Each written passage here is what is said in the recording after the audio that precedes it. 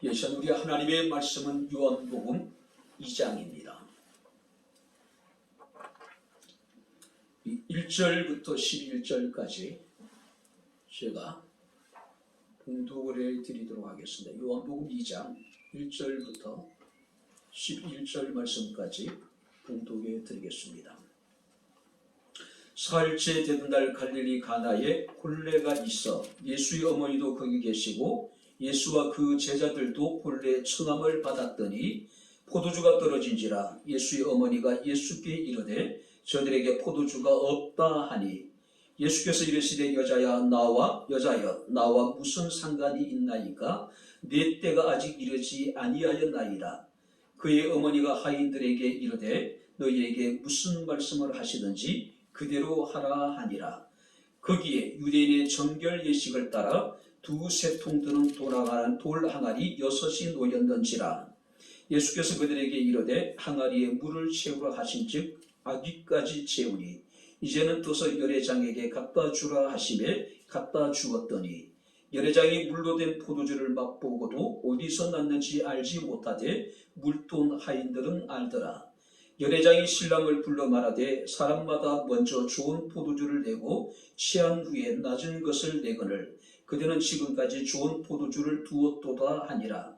예수께서 이 첫 표적을 갈릴리 가나에서 행하여 그의 영광을 나타내시며 제자들이 그를 믿으니라. 아멘. 하나님 아버지 은혜와 사랑을 감사를 드립니다. 오늘도 우리의 예배 가운데 인지하시고 영광을 받으심을 감사합니다. 이 시간 종을 통해서 주의 말씀이 선포될 텐데 말씀이 우리에게 은혜가 되게 하시고 말씀이 우리에게 위로가 되게 하시고 말씀 가운데 주의 뜻을 분별할 수 있는 지혜를 우리에게 허락하여 주옵소서. 악한 어둠의 세력이 틈타지 못하게 하옵소서. 예수님 이름으로 기도하옵나이다. 아멘. 할렐루야. 우리 옆에 있는 분들과 하나님 우리와 함께 하십니다. 인사하겠습니다. 하나님이 우리와 함께 하십니다. 할렐루야. 영국의 옥스퍼드 대학에서 종교학 과목에 중요한 시험이 있었습니다. 시험의 문제가 뭐냐면은 예수 그리스도가 물을 포도주로 만든 기적에 담겨 있는 종교적인 의미를 서술하시오. 그리스도께서 물로 포도주를 만든 기적에 담겨 있는 종교적인 의미를 서술하라고 하는 주제였습니다. 자, 학생들은 문제를 풀기 위해서 문제를 이제 붙잡고 씨름하면서 열심히 이제 답안지를 작성을 합니다. 그런데 2시간에 걸치는 시험 시간이 거의 끝나감에도 불구하고 한 학생이 한사도 적지 않는 거예요. 그래서 시험 감독관이 그에게 다가가서 시험지를 걷기 전에 무슨 말이라도 쓰라고 재촉을 합니다. 왜냐하면 우리가 논술이라고 하는 것은 서술형이라고 하는 것은 그 채점하는 사람의 주관적인 판단에 따라 점수가 매겨지게 되잖아요. 아무것도 없으면 점수를 줄 수가 없는 거예요. 뭐라도 끌적거려야지 그래도 기본적인 점수를 줄 수 있는 거겠죠. 그래서 학생이 한참 이제 생각을 하되 연필을 들어서 자신의 답안지에 문장 하나를 씁니다. 물이 그 주인을 만나니 얼굴이 붉어졌다. 물이 변하여 포도주가 된 사건의 종교적인 의미를 기록하라고 했더니 그 학생이 단 한 문장, 물이 그 주인을 만나니 얼굴이 붉어졌다. 이 학생이 나중에 영국의 최고의 낭만주의 시인이었던 바이런이라고 하는 사람이었다 그래요. 19세기 인물입니다. 자, 요한복음 1장을 보게 되면은 요한복음의 서론 부분입니다. 예수님이 누구신가에 대해서 선언을 합니다. 자, 예수님은 태초의 말씀으로 계신 분이며 말씀이 육신이 되어 이 땅에 오신 분이다. 뿐만 아니라 누구든지 그를 영접하는 자는 하나님의 자녀가 되는 권세를 얻게 되었다라고 말씀을 하고 있습니다. 그리고 이 사실을 증언하기 위해서 세례 요한과 제자들의 증언을 소개하고 있어요.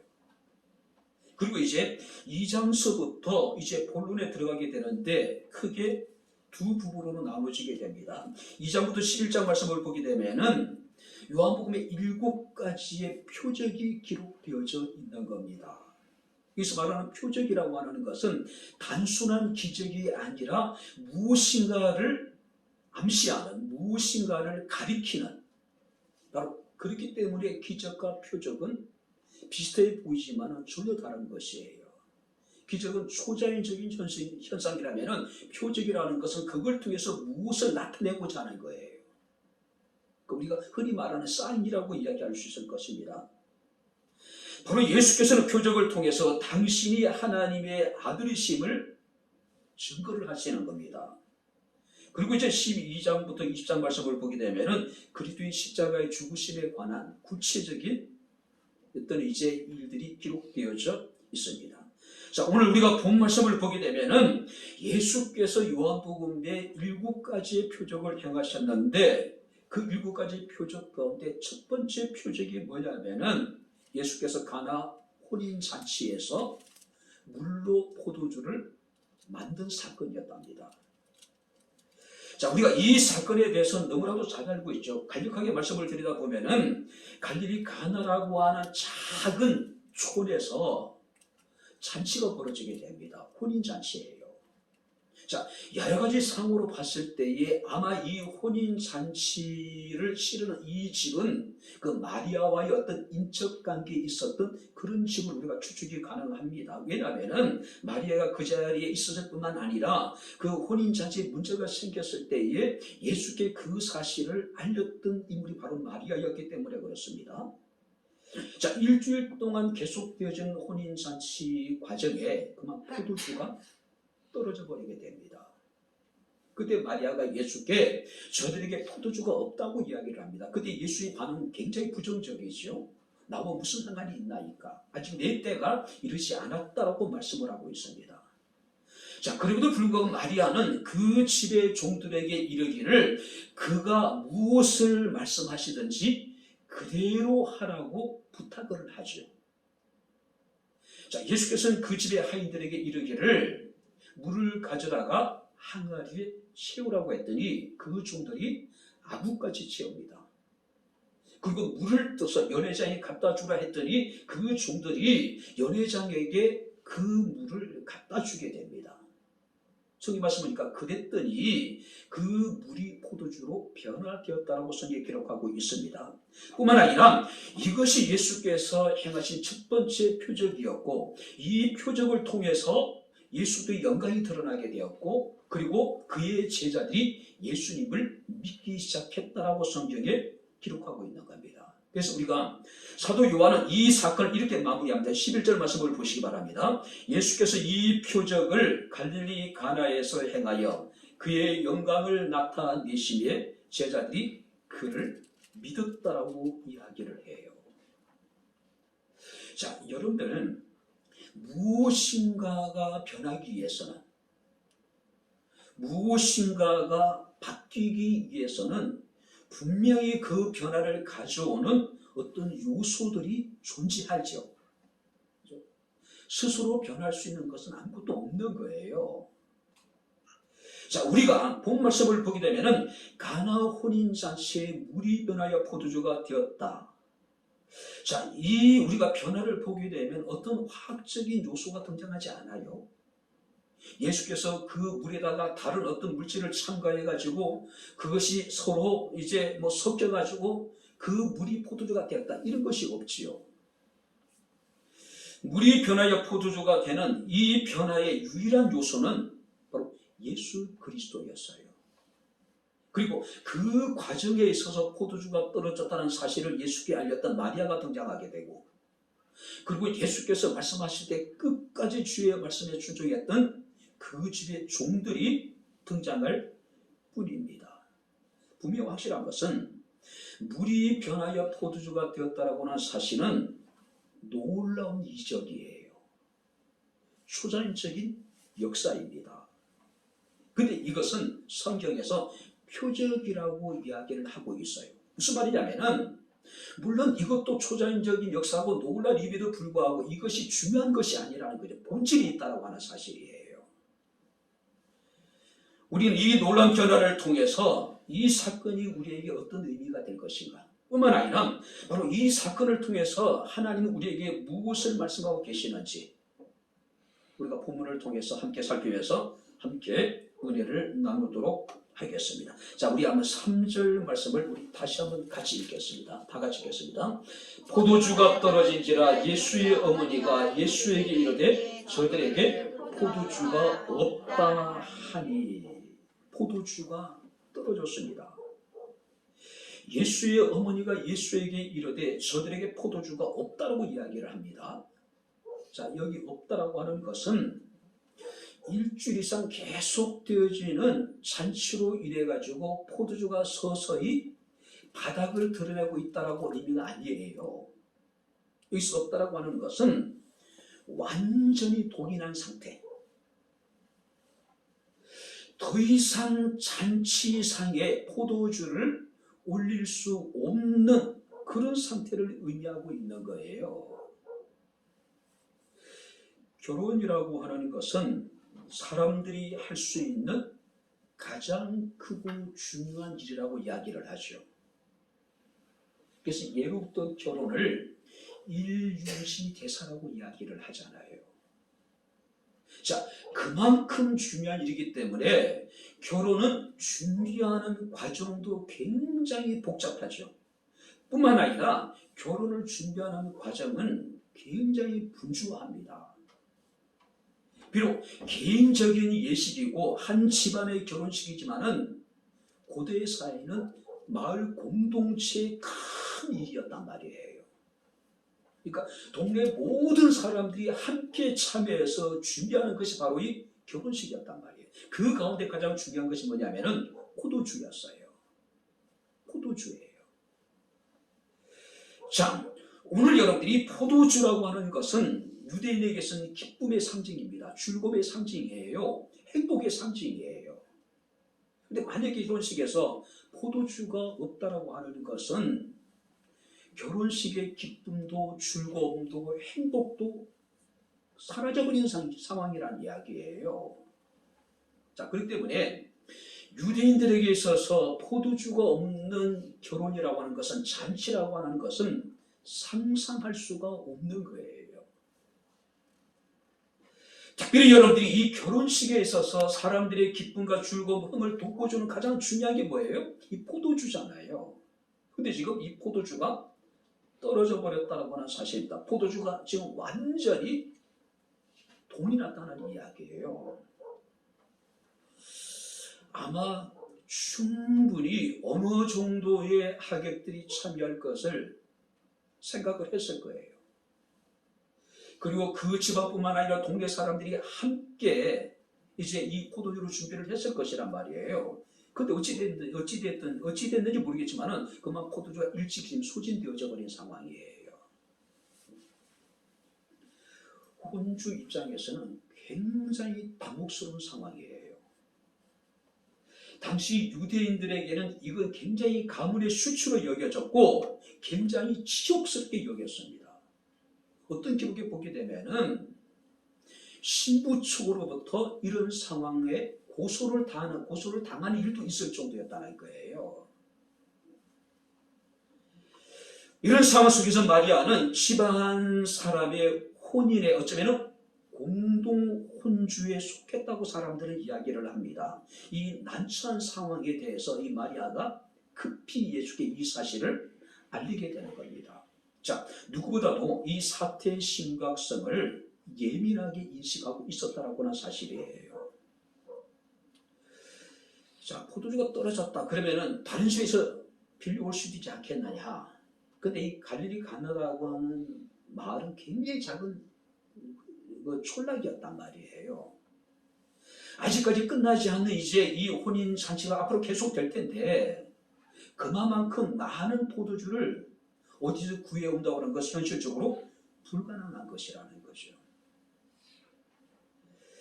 마리아는 예수께 이릅니다. 저들에게 포도주가 없다. 전혀 예상하지 못한 지금 폭병을 만난 거예요. 난간에 취해지게 되는 겁니다. 당연히 있어야 될 것들이에요. 가장 기본적인 것들입니다. 가장 소중한 것이에요. 그러니 그것이 지금 동이 나버렸다.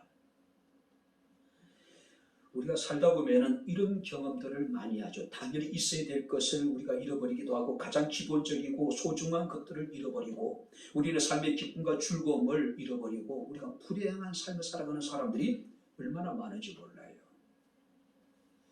자, 오늘 성경 말씀을 보게 되면은 마리아는 예수에게 저들에게 포도주가 없다. 이것은 문제 해결의 출발일 뿐만 아니라 물이 변하여 포도주가 되는 놀라운 표적의 시작이 되었다라고 하는 사실이에요. 포도주가 떨어졌습니다. 심각한 문제입니다. 혼인잔치 위기예요. 어쩌면 여러분들이 어떤 목사님이 그렇게 얘기합니다. 중도에 파탄될 가능성이 있는 혼인잔치가 되어버리는 거예요. 그러니까 미완의 혼인잔치가 될 수밖에 없는 상황이라는 거죠. 그러나 그곳에는 누가 계셨습니까? 예수께서 계셨다는 거예요. 자, 마리아가 예수에 대해서 분명 확신을 가지고 예수께 와서 포도주가 없다고 얘기했을까? 아니면 그냥 안타까운 심정으로 옆에 있는 아들에게 야, 이제 포도주가 떨어졌다고 얘기했었을까? 근데 우리가 여러 가지 상황으로 봤을 때에 마리아는 예수께서 이 문제를 해결하실 것이라고 하는 기대, 예수께서 충분히 포도주의 문제를 해결하실 것이라고 하는 믿음의 확신을 갖고 지금 예수께 이야기했다라고 대부분 많은 사람들이 지금 이야기를 하고 있는 겁니다. 단순히 문제를 털어놓았든지 아니면 예수께서 이 문제를 해결해 주시기를 원하는 간절한 마음으로 이 상황을 알렸든지 중요한 것은 포도주가 떨어졌다고 하는 사실을 예수께 알렸다고 하는 사실이에요. 우리의 삶에 있어서요, 우리는 여러 가지 많은 결핍을 경험하게 됩니다. 빈곤을 경험하게 되죠. 그때 우리는 스스로 자신의 문제를 해결하려고 많은 노력을 해보기도 합니다. 근데 뜻대로 잘 되지 않잖아요. 저희들에게 포도주가 없다. 어쩌면 우리가 문제 앞에서, 우리가 빈곤 앞에서 우리가 무엇을 어떻게 해야 될 것인가를 구체적으로 가르쳐주는 말씀이 아닌가 생각이 됩니다. 예수님, 포도주가 떨어졌습니다. 내 몸이 아파요. 내 마음이 병이 든 것 같습니다. 우리의 무엇이 부족합니다라고 있는 그대로를 구할 수 있는 그런 믿음이 우리에게 필요한 거예요. 우리가 역대하 19장 14절 말씀부터 보게 되면은 아수르 왕 사네립이라고 하는 사람이 유다 예루살렘을 공격을 해요. 히스기야 시대에. 자, 이 사네립이 편지를 써서 살아계신 하나님을 모욕을 합니다. 바로 히스기야 왕과 유다 백성들을 조롱을 해요. 문제는 뭘까요? 히스기야는 이 유다와 이스라엘 사람들은 도저히 사네립의 공격을 감당할 만한 능력이 없는 거예요. 힘이 없었어요.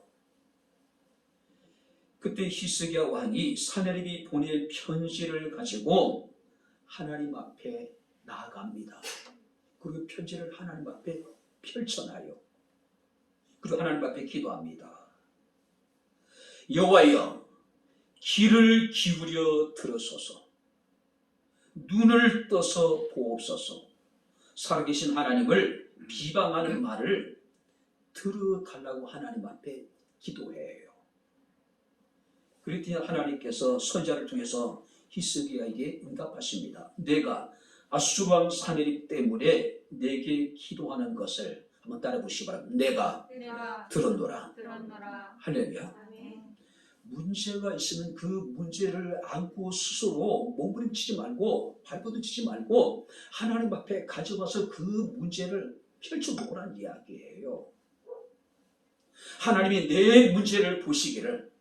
하나님이 내 기도를 들어주시기를 하나님께 구하라는 이야기예요.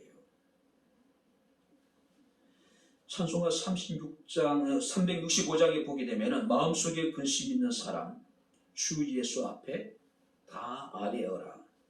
슬픈 마음 있을 때라도 주 예수께 아뢰라고 말씀을 하고 있습니다.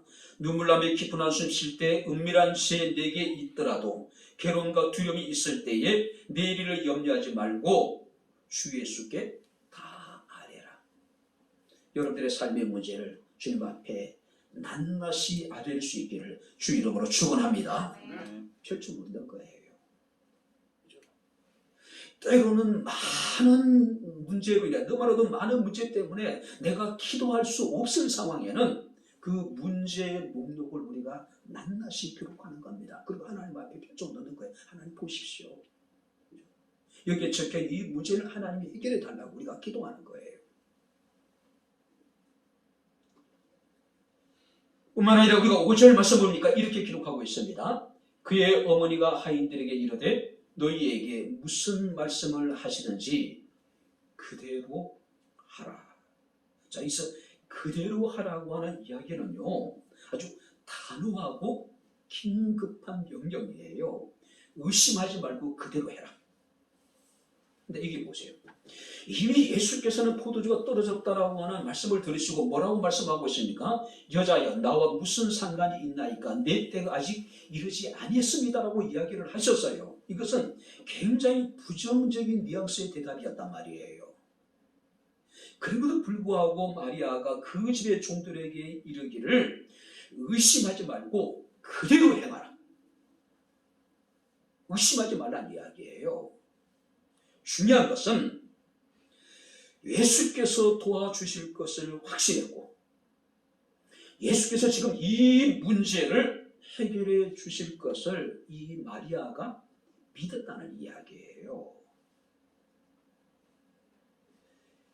예수님의 부정적인 어떤 대답에 대해서 우리 어머니들은 쉽게 자식들 때문에 마음이 상하잖아요. 그죠? 마리아도 그렇지 않았을까요? 그래도 뭔가 지금 이 상황 속에서 얘기할 수 있는 사람은 예수밖에 없는 것 같아서 예수에게 말씀드렸더니 나와 무슨 상관이 있냐, 내 때가 아직 이르지 않았다라고 지금 단호하게 이야기를 하고 있는 거예요.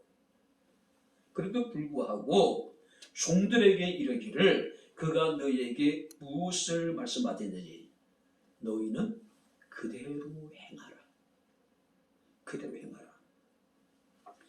히브리서 11장 1절 말씀을 보게 되면은 믿음은 바라는 것들의 실상이라고 이야기합니다. 마태복음 21장 22절 말씀을 보게 되면은 너희가 기도할 때 무엇이든지 믿고 구하는 것은 다 받으리라. 할렐루야. 아멘. 뿐만 아니라 우리가 마태복음 11장 24절 말씀을 보게 되면은 무엇이든지 기도하고 구하는 것은 받은 줄로 믿으라. 그리하면 너희에게 그대로 되리라. 예수께서 수많은 병자들을 고치십니다. 귀신을 쫓아내기도 하시고요. 예수께서는 그들을 고치시기 전 먼저 그들의 믿음을 체크를 하시죠. 그리고 난 다음에 그들에게 말씀하시기를 너희 믿음대로 될지어다. 자, 주님께서는 당신의 능력으로도 얼마든지 병자를 고칠 수 있고 능력을 행할 수도 있으셨습니다. 그럼에도 불구하고 그들의 믿음을 보시고 그들에게 말씀하시기를 내 믿음대로 될지어다라고 지금 말씀을 하고 있는 거예요. 야고보서 5장 13절 18절 말씀을 보게 되면은 믿음의 기도는 병든 자를 구원할 것이라고 말씀하고 있습니다. 의인의 기도는 역사는 강구는 역사는 이미 크다라고 이야기를 합니다. 그래서 이르기를 엘리야는 우리와 같은 성정을 가진 사람이로되 그가 비 오지 않기를 기도한 즉 3년 6개월 동안 비가 오지 아니하고 다시 기도하니 하늘이 비를 주고 땅이 열매를 맺었다고 이야기하고 있습니다. 무슨 얘기예요? 우리의 믿음의 기도는, 우리의 믿음의 간구는 역사하는 힘이 크다라고 하는 사실이에요. 참, 오늘 성경 말씀 보니까 마리아는 예수께 포도주가 떨어졌음을 고했습니다. 종들에게는 이르기를 그가 너희에게 무엇을 명하시든지 의심하지 말고 그대로 행하라고 이야기하고 있는 거예요. 이건 뭘 의미합니까? 바로 확신이에요. 확신이에요. 분명한 믿음을 가지고 있었다는 이야기예요. 우리가 하나님께 무엇이든지 믿고 구하는 것은 다 받게 될 것이라고 말씀하고 있습니다. 우리가 믿음에는 하나님께서 우리에게 그대로 되게 될 것이라고 말씀을 하고 있습니다. 문제가 있을 때 우리가 주님 앞에 나오는 겁니다. 그리고 믿음으로 그에게 구하는 거예요. 물이 포도주로 변화되는 그 놀라운 표적은 바로 여기서부터 시작이 되는 거예요. 뿐만 아니라 우리가 7절 8절 말씀을 보시기 바랍니다. 예수께서 그들에게 이르시되 항아리에 물을 채우라 하신즉 아구까지 채우니 이제는 떠서 연회장에게 갖다 주라 하심에 갖다 주었더니 어떤 역사가 벌어졌습니까? 물이 변하여 포도주가 된 거예요. 자, 여기 보시기 바랍니다. 물을 채우라 하십니다. 그리고 아구까지 물을 채웠어요. 그랬더니 이제는 떠서 그것을 연회장에게 갖다 주라고 얘기합니다. 자, 여기서 물을 채우란 이야기, 또 갖다 주란 얘기 역시도 아주 단호하고 긴급한 명령이에요. 단호. 지체하지 말고 지금 물을 채우고 지체하지 말고 그것을 떠서 연회장에 갖다 주란 이야기예요. 지금 이 포도주가 떨어진 이 사건, 포도주가 떨어진 이 잔치 그 자리에 속히 갖다 주란 이야기예요. 지체하지 말고 빨리 움직이란 이야기예요. 그만큼 상황이 긴박했다는 이야기예요. 특별히 여기서 갖다 주라고 하는 이야기는 계속해서 반복해라. 계속해서 반복을 하라는 이야기예요. 자, 여기 보시기 바랍니다. 이 종들도 눈이 있을 거 아니에요. 듣는 귀가 있었을 거 아니에요. 최소한 지금 이 상황에 대해서 그들은 어느 정도 인지를 하고 있었을 것이란 말이에요. 이제 포도주가 떨어졌다. 앞으로 이 잔치가 어떻게 될 것인지에 대한 누구나 예측 가능한 상황이었단 말이에요. 근데 예수께서 종들에게 이르기를 물을 항아리에 채우라고 말씀하시고 그 물을 떠다가 연회장에 갖다 주라고 이야기를 하고 있는 거예요. 자칫 잘못하면 괜한 사람들의 화풀이가 종들에게도 미칠 수 있는 영향이 아닐까요? 야, 포도주 가져러 와 했는데 지금 물을 떠다가 갖다 주면은 그 잔치집에 있는 사람들이 혹시라도 어느 정도 치기가 있는 사람들 같은 경우에 야, 내가 포도주 가져오라 했지 이따위 물 가져오라 그랬으면서 괜한 사람이 화풀이를 할 수 있는 충분한 상황이었단 말이에요. 그래도 불구하고 예수께서 말씀하신 이 물을 항아리 아귀까지 채웠고 예수께서 떠다 갖다 주라 하시니 그들 어떻습니까? 아주 긴급하게 왔다 갔다 하면서 항아리에 있는 물을 떠다가 지금 연회장에 지금 갖다 주고 있는 거예요. 오늘 물이 변하여 포도주가 되게 하신 분은 분명히 예수님이시죠. 그리고 하인들은 어떻습니까? 예수께서 말씀하신 대로 그냥 그대로 그들은 의심 없이 순종했을 뿐이에요. 우리가 사도 바울 고린도 교회 성도들이 이런 이야기를 합니다. 나는 심었고 아볼로는 물을 주었으되 오직 하나님께서 자라게 하셨나니 그런즉 심는 이나 물을 주는 이는 아무것도 아니로되 오직 자라게 하시는 이는 하나님 뿐이니라. 자, 여기 보시기 바랍니다. 예수께서 물이 변하여 포도주가 되게 하셨습니다.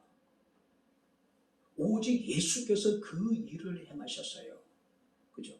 근데 중요한 것은 바울이 고린도 교회 성도들에게 이야기했듯이 나는 심었고 아볼로는 물을 주었다. 오직 자라게 하시는 이는 하나님뿐이라고 이야기를 하고 있어요. 자, 그렇다면은 심은 사람은 어떻게 되고 물을 준 사람은 어떻게 될까요? 이렇게 얘기합니다. 심는 이와 물 주는 이는 한 가지이나 각자 자기가 일한 대로 자기의 상을 받으리라. 할렐루야. 예수께서 명령하시고 예수께서 물 입안하여 포도주가 되게 하셨습니다. 하지만 믿음으로 온전히 주의 말씀에 순종했던 이 집의 종들 역시도 그들이 행한 일로 인하여서 그들도 자기의 상을 받게 될 것이라는 이야기예요. 너희에게 무슨 말씀을 하시든지 그대로 하라. 종들 입장에서는 이해할 수 없는 명령이에요. 지금 당장 포도주가 떨어졌는데 다른 마을에 가서 사오든지 아니면 빌려오든지 뭔가 이런 현명한 대책이 지금 있어야 되는데 예수의 명령은 항아리에 물을 채우라는 겁니다. 그리고 떠서 연회장에 갖다 주라는 이야기예요. 아마 우리 같으면은요, 이런 상황에서 온전히 주의 말씀대로 순종하는 것이 쉽지는 않으실 것 같아요. 그렇지 않습니까? 그러나 이 종들은 채우라니 채웠습니다. 벌써 갖다 주라 하니까 갖다 줬어요. 잔치가 끝날 때까지 이 종들은 끊임없이 항아리에서 그 물을 떠서 연회장으로 나른 일을 계속한 거예요. 왜? 그들이 본분이기 때문에. 어쩌면 진정한 순종이라고 하는 것은 저울질하는 것이 아닙니다. 순종하지 못하게 하는 모든 것들로부터 그것을 극복해 나가는 것이 진정한 순종이에요. 최종병기 활이라고 하는 영화의 마지막 대사를 언제가 여러분들에게 소개를 했습니다. 바람은 계산하는 것이 아니라 극복하는 것이라고요. 믿음도 마찬가지입니다. 순종도 마찬가지예요. 복종 불순종할 수밖에 없는 모든 환경과 상황을 극복하는 것이 믿음이고 순종이에요. 자신의 지식, 자신의 경험, 자신의 상식, 전통, 합리적인 이성, 감정을 극복하는 것이 믿음이고 이것이 순종이라는 거예요. 뿐만 아니라 사람들의 기대와 사람들의 차가운 시선조차도 극복해 나가는 것이 믿음이고 이것이 진정한 순종이라고 하는 사실이에요.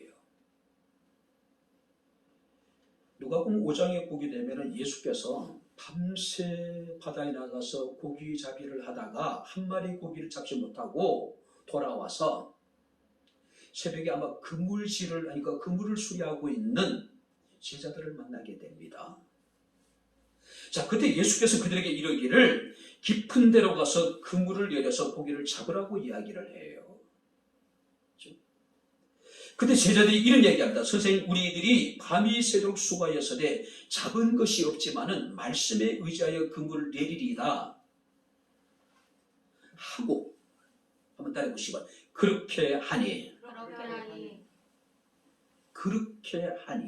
고기를 잡은 것이 심히 많아 그물이 찢어질 정도였습니다. 그래서 동무들을 불렀습니다. 고기를 나누었어요. 성경에 기록하기를 두 배가 바다에 잠기게 될 정도로 많은 고기를 잡게 되는 거예요. 자, 여기서 이 제자들은 자신의 어떤 갈릴리 바다에 대한 지식, 그동안 업으로서의 어떤 경험, 또 상식, 자신의 처해 있는 지금 감정, 이 상황을 극복한 거예요. 그리고 믿음으로 순종했습니다. 그랬더니 상상할 수 없는 기적이 벌어지게 되는 거예요. 성경은 그렇게 하니 기적이 벌어졌다는 사실이에요. 그렇게 할 수 없는 상황들이 지금 분명히 있었어요. 그렇게 할 수 없는 상황들이 지금 한두 가지가 아니었단 말이에요.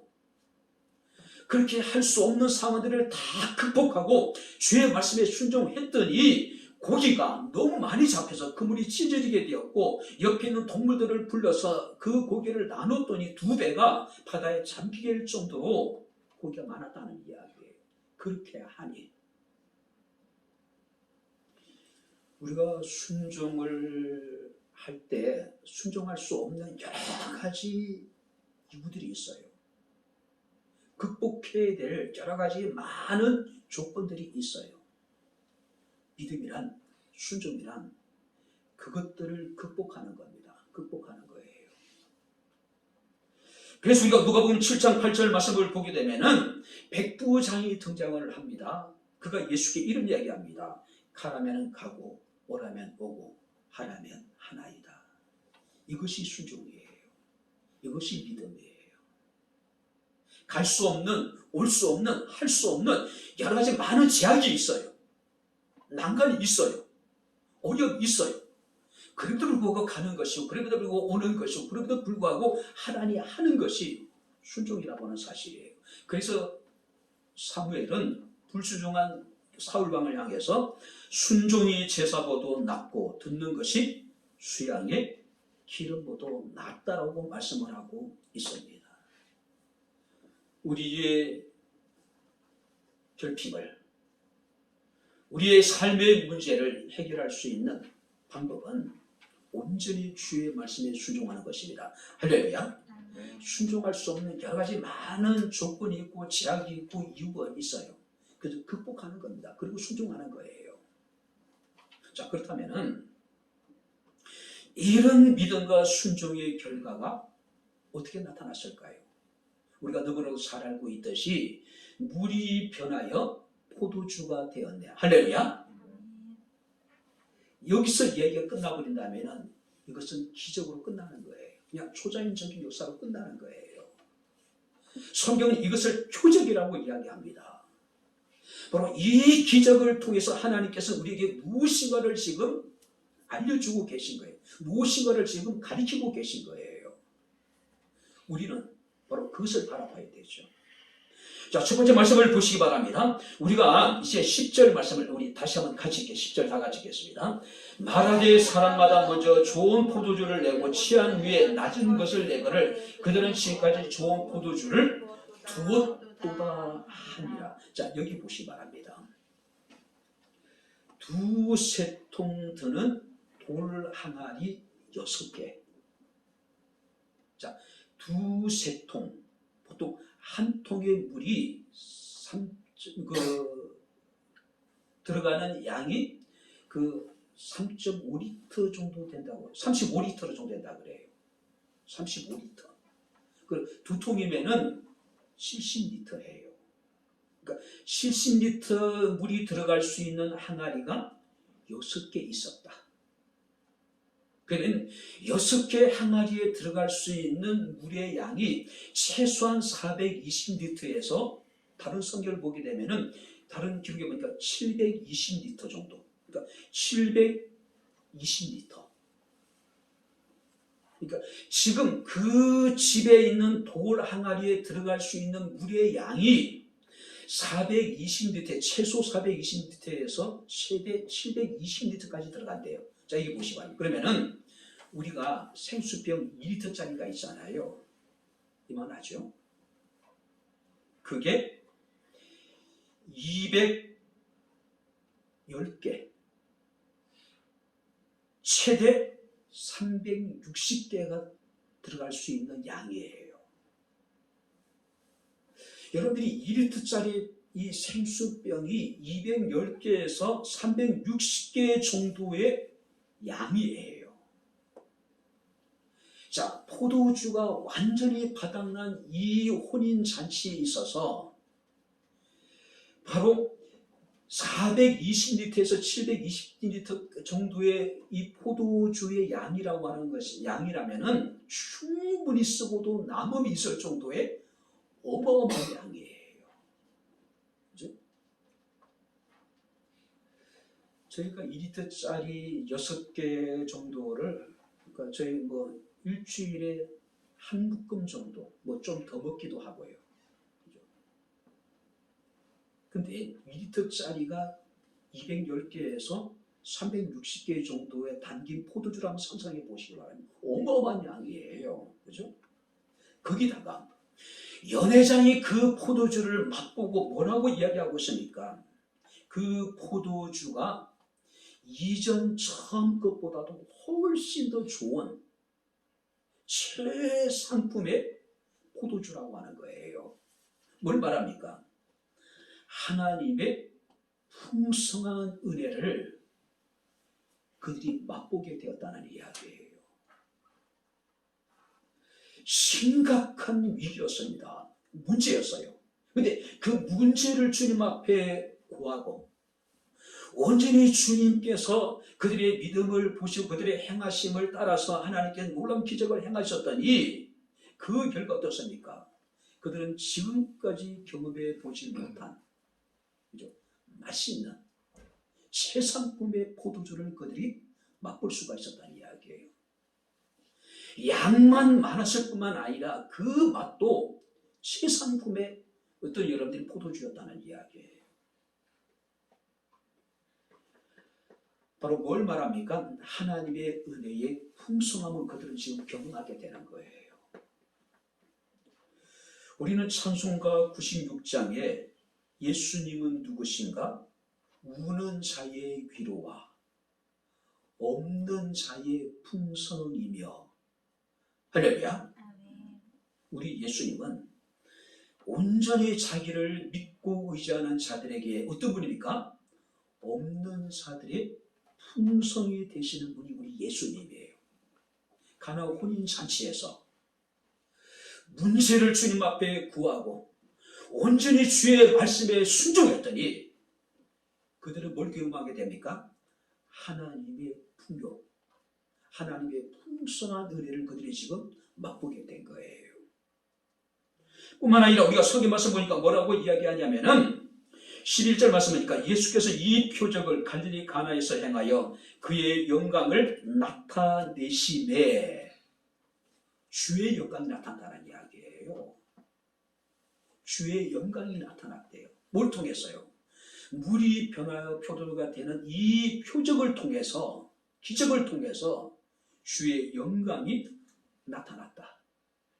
자, 여기 보시기 바랍니다. 이 표적이라고 하는 것은 단순한 초자연적인 역사가 아닙니다.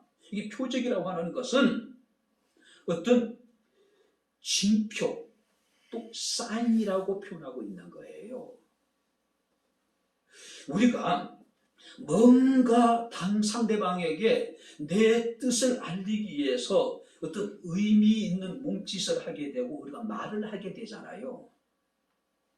그것이 상대방에게 사인으로 이렇게 이제 익혀지게 되잖아요. 읽혀지게 되잖아요. 그죠? 이제 표적이라고 하는 것은 사인이에요. 무슨 사인입니까? 바로 예수 그리스도가, 그러니까 물이 변하여 포도주가 되게 하신 그가 하나님의 아들 되심을, 그가 세상의 모든 죄를 지고 간 하나님의 어린 양이심을 알려주는 사인이 되었다는 이야기예요. 성경 말씀을 보게 되면은 예수께서 이 첫 번째 표적을 행하셨는데 그 표적을 통해서 그의 영광이 나타났다. 그의 영광이 나타났다. 그죠?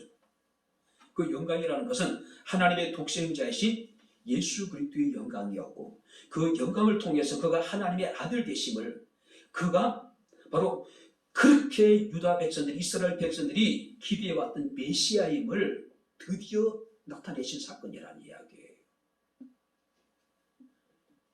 결핍이 있었습니다. 문제가 있었어요.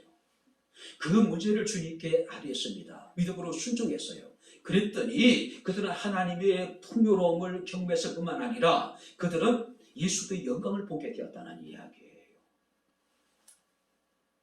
우리 그리스도인들은 무엇을 하든지 오직 그의 영광을 나타내는 사람, 그에게 영광을 돌리는 사람이 되어야 된다는 거예요. 뿐만 아니라 우리가 계속해서 성경 말씀을 보니까 제자들이 예수를 믿었다. 이제 믿었다. 자, 예수께서 지금까지 어떤 초자연적인 기적을 행한 적이 없었어요.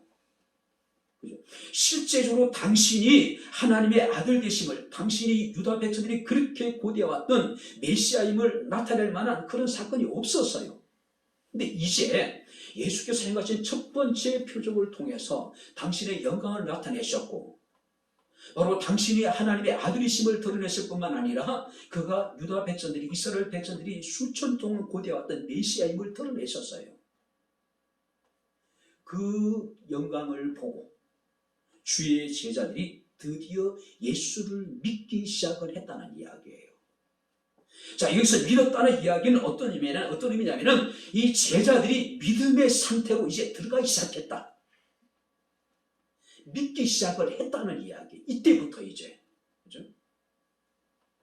자, 이게 보시기 바랍니다.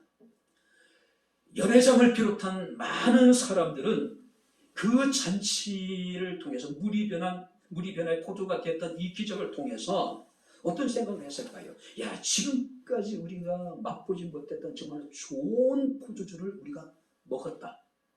어떤 사람은 그렇게 생각할 수 있을 거예요. 그리고 끝나는 거예요. 반면에 어떤 사람들은 혼주 입장에서는 포도주가 없어서 중단될 위기의 어떤 잔치를 그래 무사히 마치게 되었다. 안도의 한숨을 내쉬는 사람도 있을 수 있을 거예요. 반면에 어떤 사람들은 부지런히 손님을 대접하느라고 정신없이 그 잔치를 어떤 보냈을 사람도 있을 거예요. 이 혼인잔치의 주인공이었던 두 남녀는요, 어떤 그 새로운 가정을 꾸미는, 출발하는 그냥 시간으로 그날을 기억할 수 있을 거예요. 그러나 예수의 제자들에게 있어서 그날은 어떤 날입니까?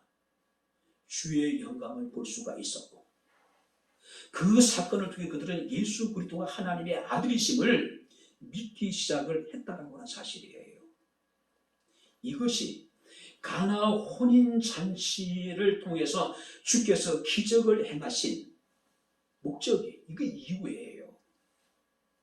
그래서 우리가 요한복음 20장 30절 31절 말씀을 보게 되면은 예수께서 7가지 표적을 행하신 분명한 목적이 나와 있습니다. 자, 읽어드리겠습니다. 예수께서 제자들 앞에서 이 책에 기록되지 아니한 다른 표적도 많이 행하셨으나 오직 이것을 기록함. 이게 오직 이것이라는 것은 요한복음에 기록된 7가지 표적을 말하는 거예요. 너희로 예수께서 하나님의 아들이심을 믿게 하려 함이요, 또 너희로 믿고 그 이름을 힘입어서 생명을 얻게 하려 함이니라. 이렇게 보세요. 예수께서 7가지의 표적을 행하신 것을 요한복음에 기록하고 있는데, 그 표적을 기록한 목적이 뭐냐면은 그들이 예수 그리스도가 하나님의 아들이심을 믿을 뿐만 아니라 믿음으로 말미암아 그들이 생명을 얻게 하기 위한 목적이라는 이야기예요. 그러니까 우리가 어렸을 때에, 또 제가 주일학교 아이들을 지도할 때에 수십 불렀던 찬송이에요. 복음성가예요. 예수님이 말씀하시니 물이 변하여 포도주 된대. 자, 우리가 거기에서 끝나버리면 아무런 의미가 없는 거예요. 우리는 그 사건을 통해서 하나님이 얼마나 풍요로운 분인가를 우리가 깨달아야 되고, 그 사건을 통해서 나타나신 예수의 영광을 목격할 수 있게 되고, 우리는 그 사건을 통해서 그가 하나님의 아들이심을 우리는 믿고 우리는 생명을 얻어야 된다는 거예요. 만약에 단지 물이 변하여 포도주가 됐다 끝나버렸다면은 그 사건은 특별한 의미가 없는 거예요. 그것이 우리에게 무슨 의미가 있어 지금? 그죠? 근데 이것이 굉장히 중요한 의미를 담고 있는 이유가 바로 여기에 있는 거예요. 그 사건 속에 하나님 얼마나 풍요로우신 분인가를, 그 사건을 통해서 예수도가 당신의 영광을 처음으로 나타내셨고, 그 사건을 통해서 처음으로 제자들이 예수 그리스도를 믿기 시작했던 놀라운 사건, 표적이었다는 사실이에요. 이제 말씀을 마치도록 하겠습니다. 저들에게 포도주가 없다. 자, 여기서 가나 혼인 잔치에 물이 변하여 포도주가 되는 기적이 시작이 되어진 거예요. 여기서부터 가나 혼인잔치에 포도주가 떨어진 심각한 문제가 해결되기 시작을 했다는 사실이에요. 어쩌면 포도주가 떨어졌다는 이 말은요, 우리 인간의 실존을 말하고 있는 거예요. 인간의 실존. 누가 뭐래도 대한민국은 역사 이래 가장 풍요로운 시대를 살아가고 있어요. 그렇지 않습니까? 어느 시대, 언제 우리가 이렇게 잘 살아봤습니까? 세계 경제대국이에요. 국민 총생산, 1인당 국민소득 그야말로 대단하잖아요. 그죠? 그래도 불구하고 현대인들은 풍요 속에 빈곤을 느끼고 상실감을 안고 살아가고 있는 것이 사실이에요. 특별히 청년 세대는 못 살겠다고 죽겠다고 난리예요. 왜 사람들이 풍요 속에 빈곤을 느끼고 있을까요? 왜 사람들이 풍요로움 속에서 상실감을 느끼고 살아갈 수 있을까요? 살아가고 있을까요? 대부분의 이유들이요, 돈이 없다는 겁니다. 내가 원하는 좋은 직장을 얻지 못했다는 거예요. 집이 없다는 겁니다. 누구 같은 부모도 없고 누구 같은 자식이 없고 남들도 강한 힘도 없고 남들도 높은 또 명예도 없다는 거예요. 그러나 이것이 우리가 빈곤과 상실감의 근본적인 이유일까요? 저는 그건 아니라고 생각해요. 이거 핑계, 변명이에요. 이거 본질적인 게 아니에요. 그렇다면 오늘날 풍요 속에 많은 사람들이 빈곤을 느끼고 오늘날 많은 사람들이 상실감을 안고 살아가는 이유가 뭘까요? 이레미야 2장 19절에 그걸 우리에게 이야기하고 있습니다. 내 하나님 여호와를 버림과 내 속에 나를 경외함이 없는 것이 악이요 고통이라는 거예요.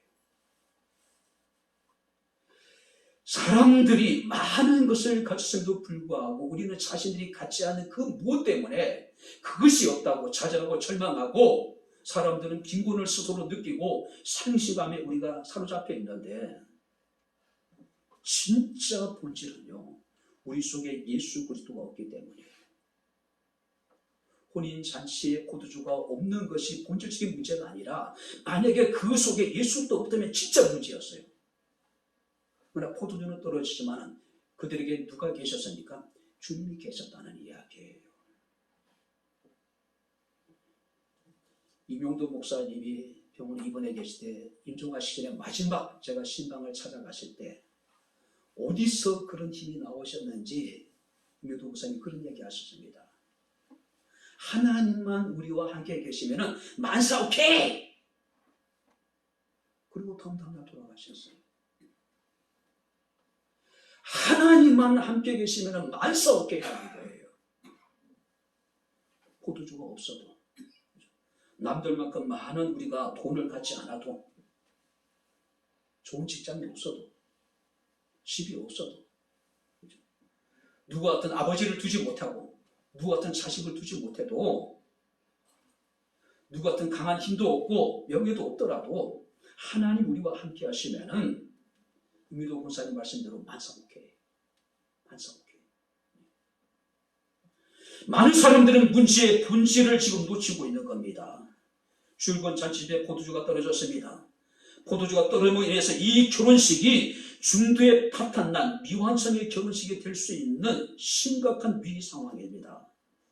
그렇다고 누구도 그 문제를 해결할 수 있는 상황도 아니었어요. 대체할 수 있는 상황도 아니었습니다. 그렇다고 포기해야 될까요? 체념해야 될까요? 아닙니다. 그 문제 속에 답이 있었어요. 그 상황 속에 답이 있었습니다.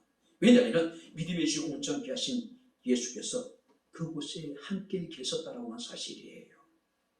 주님께서 우리에게 말씀하십니다. 세상 끝날까지 내가 너희와 항상 함께 있을 것이라. 할렐루야. CCC의 김종은 목사님이 CCC 청년들 이제 수련회 할 때마다 늘 하셨던 말씀이 있어요. 백문일답. 100가지의 문제를 막 쏟아내셔요. 답은 하나입니다. 오직 예수예요. 오직 예수예요. 오직 예수 그리스도만이 우리의 삶의 모든 문제에 답이 되십니다. 그가 오늘도 우리 가운데 함께 하신다는 거예요. 문제가 있을 때, 우리가 결핍을 느낄 때에, 우리가 상실감을 느낄 때에 우리는 예수께 나아가는 겁니다. 믿음으로 그에게 기도하는 겁니다. 그가 내게 무엇이라 말씀하시든지 그대로 행하는 순종이 문제 해결의 시작이고 초자연적인 기적의 여러분들이 시작이었음을 우리가 보게 됩니다. 이 기적을 통해서 많은 사람들은 하나님의 아름답고 풍성한 은혜를 경험했을 뿐만 아니라 그들은 하나님의 영광을 보게 되었고 살아계신 주님을 그들이 이제 믿기 시작을 했다라고 하는 사실이에요. 이 가나 혼인잔치에 물이 변하여 포도주가 되는 이 놀라운 하나님의 은총이 우리의 삶 가운데도 충만할 수 있기를, 삶 가운데 경험하게 될 수 있기를 주님의 이름으로 축원합니다. 기도하겠습니다. 하나님 아버지, 하나님의 은혜와 사랑을 진심으로 감사를 드립니다. 오늘도 주께서 저희들을 사랑하여 주시옵시고 선포된 주의 말씀을 통해서 우리가 어떤 상황 속에서도 주님께서 우리 가운데 함께 하심으로 우리가 온전히 주님을 신뢰하며 주께서 우리에게 무엇을 명하시든지 그대로 순종할 수 있는 저희들의 삶이 되기를 원합니다. 우리가 주님 앞에 나아가 믿음으로 구하게 하시고 주께서 우리에게 말씀하실 때 의심하지 아니하고 믿고 순종함으로 하나님의 풍성함을 깨달아 알게 하시고 주의 영광을 보게 하시고 그가 살아계신 하나님의 아들이심을 믿는 우리의 믿음이 되게 하옵소서. 예수님 이름으로 기도함나이다. 아멘. 이제는 우리 주 예수 그리스도의 은혜와 하나님의 크신 사랑과 성령님의 교통 교전의 충만 역사 인도하심이 살아계신 하나님을 영과 진리로 예배한 주의 사랑하는 모든 성도들 머리머리 위에 저들의 가정과 직장과 사업장과 이 교회와 이 나라 이 민족 위에 지금부터 영원토록 함께 있을지어다. 아멘.